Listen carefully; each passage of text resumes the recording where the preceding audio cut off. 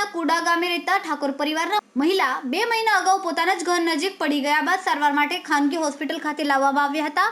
ખાનગી હોસ્પિટલ દ્વારા દર્દીના પરિવારજનો પાસેથી સારવારના નામે રૂપિયા લીધા બાદ રાજ્ય સરકારની વાહન અકસ્માત યોજનામાં દર્દીનો અકસ્માત ખોટી રીતે દર્શાવી લાભ લીધો હોવાની જાણ થતાં સમગ્ર કૌભાંડ બહાર આવ્યું હતું। જો કે પીડિત પરિવારે પોતાની કાયદાકીય અજ્ઞાનતાના લીધે સમગ્ર કાયદાકીય લડાઈ લડતા સામાજિક કાર્યકરને સમિતિ આપી, ત્યારે ધાંધગરા પોલીસ સહિત ઉચ્ચ સ્તરીય લેખિત રજૂઆત કરાઈ છતાં કોઈ કાર્યવાહી નહીં થતાં અંતે દર્દીના પરિવારજનો તથા સામાજિક કાર્યકર દ્વારા જિલ્લા કલેક્ટરને આવેદનપત્ર પાઠવી ધાંગધ્રાની ખાનગી હોસ્પિટલના સત્તાધીશો સામે તપાસ હાથ ધરી રાજ્ય સરકારની વાહન અકસ્માત યોજનામાં ગેરરીતિ આચરવાના લીધે ફરિયાદ નોંધવા લેખિત રજૂઆત કરાઈ હતી। આ સાથે આગામી સમયમાં જો તટસ્થ તપાસ નહીં થાય તો પરિવારજનો દ્વારા આંદોલનની ચીમકી પણ ઉચ્ચારી હતી। રાજ્યની વાહન અકસ્માત યોજનામાં ધાંગધ્રાની શ્રીજી હોસ્પિટલ દ્વારા દર્દી અને રાજ્ય સરકાર બંને પક્ષે છેતરપિંડીનો જે મામલો છે તે મામલે ફરિયાદ આપીએ 1 મહિનો વીતવા આવ્યો અને હજી સુધી કોઈ ફરિયાદ લેવામાં નથી આવી।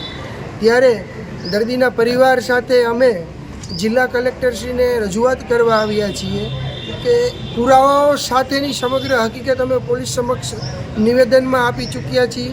ટીનાબેનના પરિવાર દ્વારા જે પેમેન્ટ કરવામાં આવ્યું એ ઓનલાઈન સ્વરૂપે છે અને બેનને જે આ હોસ્પિટલ દ્વારા જે ફાઇલ આપી છે હિસ્ટ્રી સ્વરૂપે એમાં રિપોર્ટ જે રહ્યા એ ઓરિજિનલ આપવામાં આવ્યા છે અને ક્યાંય પણ MLCનો ઉલ્લેખ કરવામાં નથી આવ્યો।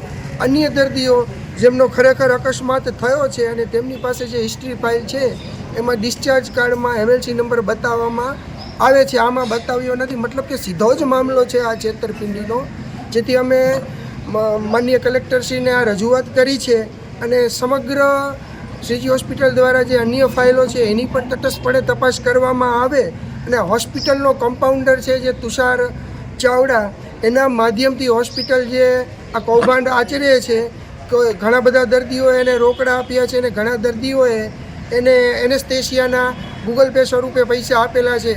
એટલે આ પ્રકારની જો જલ્દી તટસ્થ તપાસને કાર્યવાહી કરવામાં આવે તો એક મોટું કૌભાંડ બહાર આવી શકે છે। દિન 7માં જો કોઈ યોગ્ય અને તટસ્થ કાર્યવાહી નહીં થાય તો દર્દી પીડિત પરિવાર અને એની સાથે હું ધાંગધ્રા નાયબ કલેક્ટરની કચેરીએ ઉપવાસ આંદોલન ઉપર બેસીશ।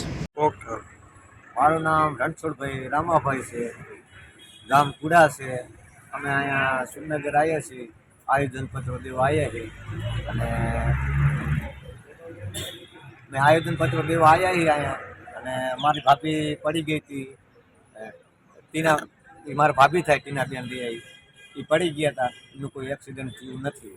એમને કંઈક 60,000 રૂપિયા કીધા હતા, પછી 60,000માં ને ના પાડી, પછી કંઈક 30 કીધા, પછી 15 કીધા, પછી અમારા ભાઈને એમને કીધું કે રોકીએ આપણે એમાં, પણ પછી અમે એમને રોક્યા। અમને એવી ખબર પડી કે આમાં કંઈક અમારું ખોટું થયું છે અને અમારે કોઈ એક્સિડન્ટ તો થયું નથી, અમારે કોઈ એક્સિડન્ટ થયું નહીં અને અમારે કોઈ પૈસા સરકારના અમારા પૈસા ઉપાડી લીધા અને અમારે એ લેવાના નથી થતા એ પૈસા સરકારના, અમારે એક્સિડન્ટ થયું જ નહીં તો પછી અમારા માટે કંઈક ખોટું કર્યું। અમે સામાજિક કાર્યકર્તા હતા, અમે એમને બતાવ્યું અને એમને અમને બધી જાણકારી આપી આ રીતની બધી કે ભાઈ તમારું ખોટું કર્યું છે આ હોસ્પિટલે શ્રીજીવાળાએ।